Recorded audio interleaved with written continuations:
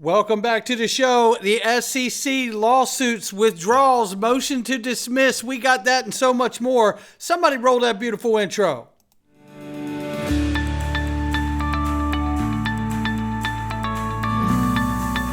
Digital Perspectives with Brad Kimes. Come on in.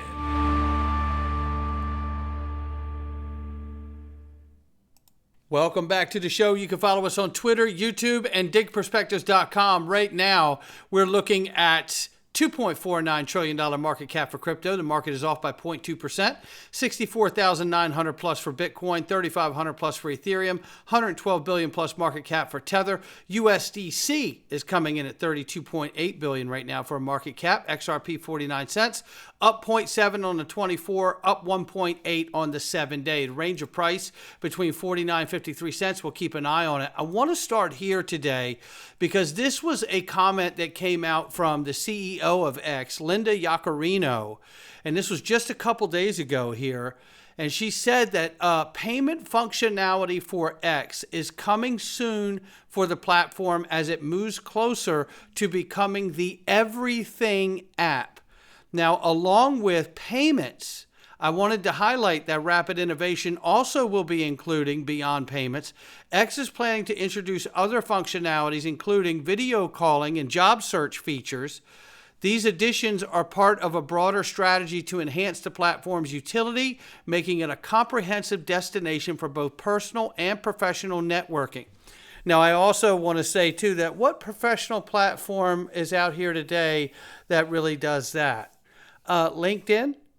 So, between X being a very important social media platform, bringing payments to it, and then going after other functionalities like LinkedIn's functionality, right, I think is pretty remarkable the way it's starting to turn the corner here. But what I want you to hear is just the power of X, because Elon Musk is going to give this to you. And I want to level set here for those that don't remember, but remember when Elon bought X?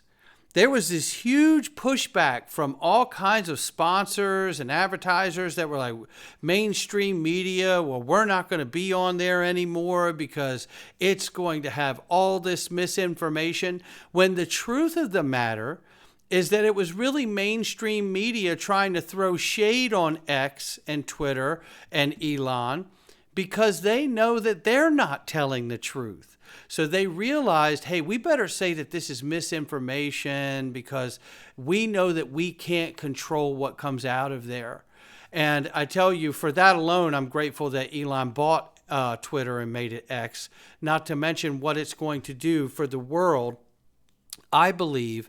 And also, obviously, remember Starlink, right? The new internet of satellites that have been placed into the sky so we can have a more effective, more efficient internet everywhere all the time. Now, you tie that in with X becoming a payments app and an everything app. You really start to say to yourself, I can see what's going on here, especially when we get stablecoin legislation in the U.S. Obviously, it's a global app, but it's going to matter with the largest economy of the world and what it can do to drive liquidity into digital assets like stablecoins, CBDCs, and other assets like XRP, XLM, and others. So let's get to this from Elon right here before we go any further.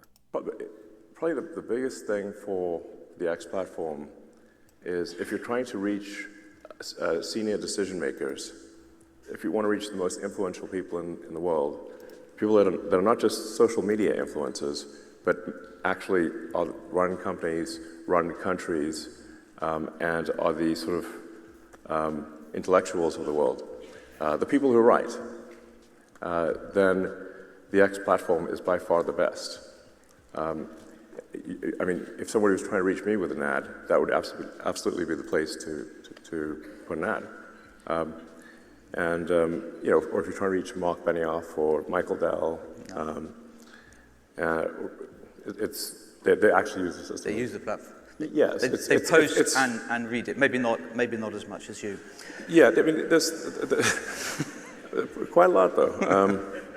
If you're trying to reach Mark Andreessen or any one of a number of people, it's almost the only way to reach them. They're not watching TV, they're not doing TikTok videos, And there you have it.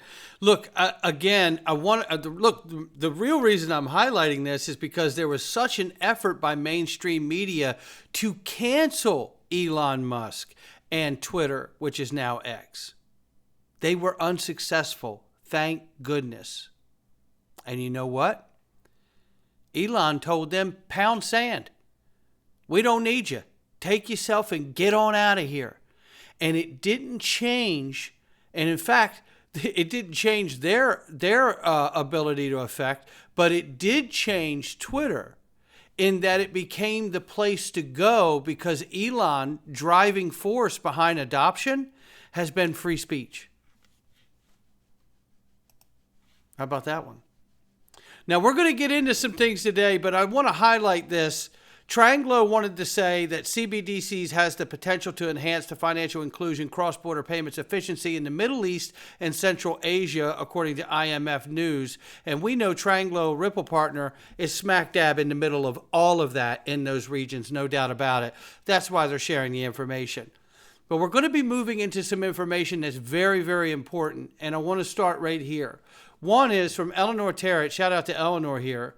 Oral arguments for Kraken's motion to dismiss against the SEC begins today at 1 p.m. Eastern Time.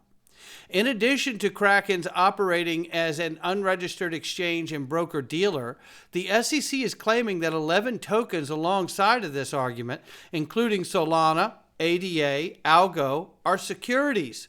As Laura Brooksy points out, it will be interesting to hear whether SEC lawyers use the same arguments they used in Coinbase's motion to dismiss hearing about tokens, so-called ecosystems triggering the Howey test, thus making them securities. Remember, the SEC has allocated commodity status to both Bitcoin and Ethereum through the approval of spot ETFs, although Gary Gensler has yet to publicly address ETH status. Bitcoin and ETH have arguably the two largest ecosystems behind them. Now, this is what we need to pay attention to because what we're looking for, obviously, is we're looking for the SEC and Gary Gensler to come out and definitively say whether Ethereum is or is not a security. He has avoided the question even as in recent days in testimony as well. So we're waiting to find that out. The reason this is so important is because of the fact that we know the SEC recently withdrew the Ethereum consensus lawsuit, but not the XRP case. Clearly not suspicious at all. Oh, excuse me for that if you're wearing headphones. That was a surprise sneeze. But this is interesting because we know that XRP, Ripple have done nothing wrong, no illegal activity, but they continue to push the hammer down. But why did they back out of the Ethereum case, right? Here is the letter right here where they're basically withdrawing the case in the matter of Ethereum proof of stake 2.0. Now, it does not mean, and in the letter it does state here, it says, must in no way be construed as indicating that the party has been exonerated or that no action may ultimately result from the staff's investigation. Now, although this is good, Ethereum folks should enshrine this letter on the blockchain forever, says Autism Capital. DAI says they should frame it in a communist China frame because that's who's behind it. I want to encourage everybody to understand something. And a lot of you already do. So, forgive me and bear with me for those that do. This is what ETHGate is about. It's about the fact that it's backed by communist China. And it's about the fact that regulatory capture was used to get that done. Not to get the communist China behind it. They funded Vitalik Buterin early on. But the fact of the matter is that regulatory capture was used to give them advantage to continue to do adoption. That's why Ethereum has the market cap it does today. You don't believe me? Go look at the hockey stick of a chart right after Bill Hemmon's fake-ass free pass. And he knew he was giving a free pass to the investors of Ethereum, which were communist China. So why is this happening? Stuart Alderati comments on the withdrawal and says, a big win for consensus, though questions remain. Does this mean SEC thinks consensus offers and sales of ETH are not securities transactions, and or that ETH itself is not a security? What will Gensler say if now asked? What is the status of MetaMask and staking? This is no way for a government to regulate. And this is absolutely spot on. He's so right here.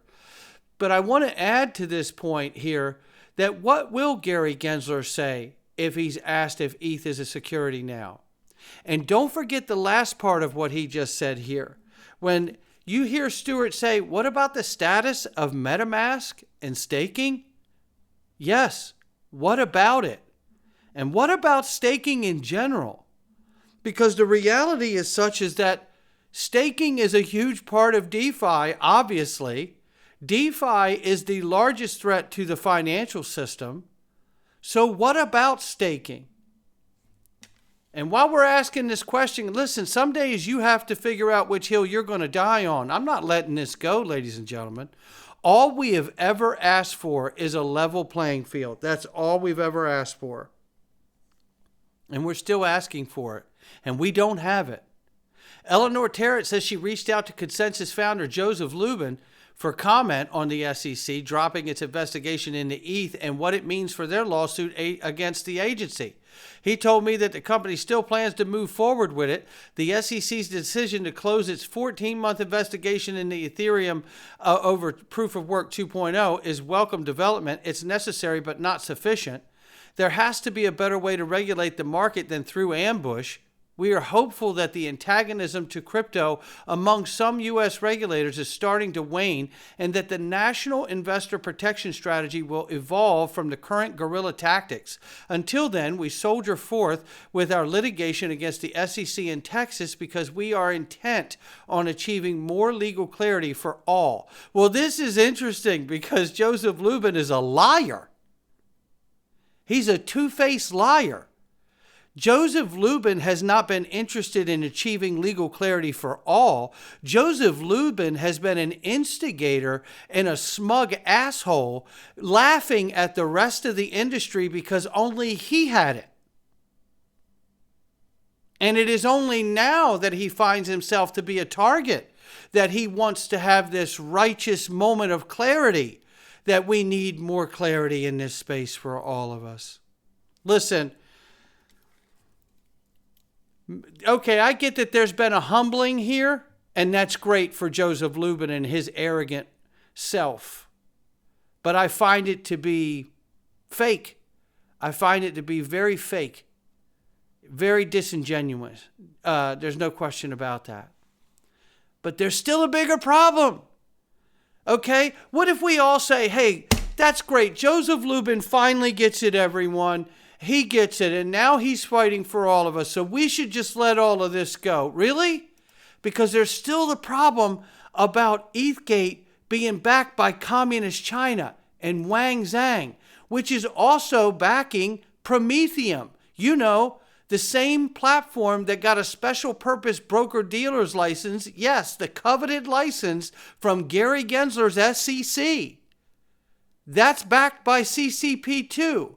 Why is our tax dollars being used to give favor to either Ethereum or to give favor to Prometheum and the CCP by proxy?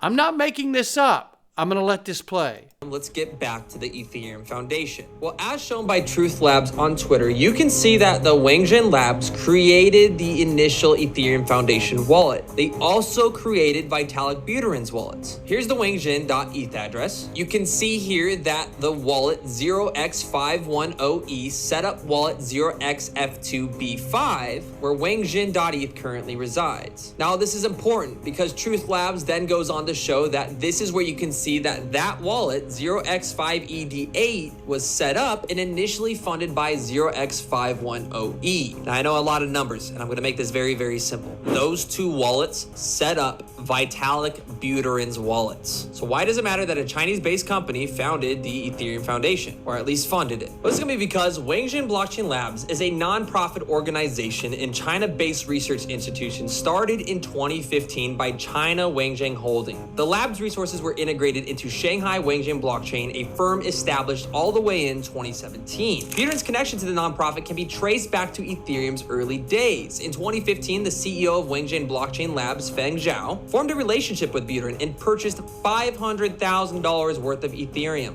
This is where the corruption starts. He purchased $500,000 from Vitalik Buterin to save the foundation. This can be looked at as an investment contract. Now, I am by no means a lawyer in any single way, shape, or form, but multiple lawyers like Johnny Deaton have called out this very issue. So now we have Prometheum partnering up with Wangjing Labs, which funded Vitalik Buterin's foundation through arguably what would be an investment contract. Yet today, we have Gary Gensler, the SEC chair, stating things like this. And help protect Americans from the crypto abuses that cost consumers billions. If they were to live up to the investor protection built into their current laws, it would help investors. But right now, unfortunately, there's significant non-compliance, and it's a field which is rife with fraud, abuse, and misconduct. I'm sorry, is this not a massive conflict of interest? Because Gary Gensler, who was brought from MIT, it turns out MIT also had a partnership with Wangjing Labs and Wangjing Group. Here's your strategic partnership and cooperation on March 28th, 2018, where Gary Gensler, as a professor, is teaching and saying this. Vitalik wanted to raise money. He was maybe 19 years old. He looped in with a venture capitalist from Canada, Joe Lubin, who now runs Consensus. What? Lubin took about 10% or 9.5% of the offering.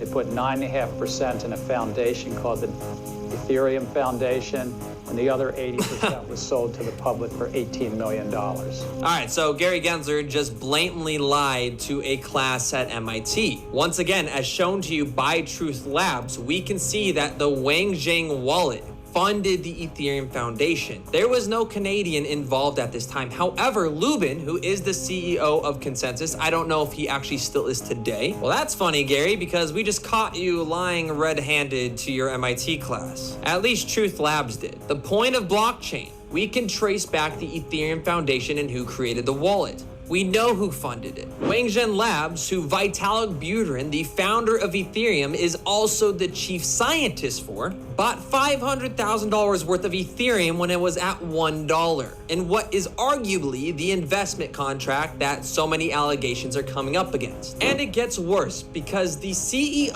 of Wangjing Blockchain Labs proposed to Vitalik, this is coming directly from the CEO, I proposed to Vitalik that we would donate, yes, this is how they got around the investment contract in quotation marks. We would donate up to $500,000 US to the Ethereum Foundation under the name Wangjing Blockchain Labs. The Ethereum Foundation accepted the donation, and if necessary, to dispel the developers' doubts, we would continue to fund the foundation over the next year, so the developers could focus on their work and could help the Ethereum mainnet go live as scheduled. After the dust had settled, Vitalik wrote to the Ethereum community announcing that the Ethereum Foundation had received a donation from an organization, which had also pledged to continue support for the Ethereum Foundation. In this way, the concerns and uncertainties within the developer community about Ethereum's cash flow in the coming months had calmed down. In hindsight, these fears were unwarranted, but at the time, in the face of a project proclaimed by someone that is the world's internet computer, especially one with a 20-year-old technology geek at the helm, it was normal for one to question how long the project can survive. And there you have it. Look, this is about communist China infiltrating these protocols that are supposed to be what? The next iteration of the internet, the next iteration of finance? Are we supposed to allow the largest smart contract network to just remain backed by communist China and the financial institutions use the smart contracts from that network? Then you start asking yourself, that bridge from Ethereum to the XRP ledger, over time, it may just be that the rest of the world slowly learns what we already know. And that bridge just may serve as a mass exodus to get the hell off of that network. It won't be the only smart contract around. That I am sure of. But at the end of the day, I don't see Ethereum, the token, as a security. But I damn sure understand that the initial coin offering was absolutely an unregistered ICO. There's no question. And all we ever want and have wanted was a level playing field. And on this moment, this day, the SEC has withdrawn the case over Proof of Stake 2.0. And we're right back to where we were, and nothing has been done about ETHGate. I'll catch all of you on the next one.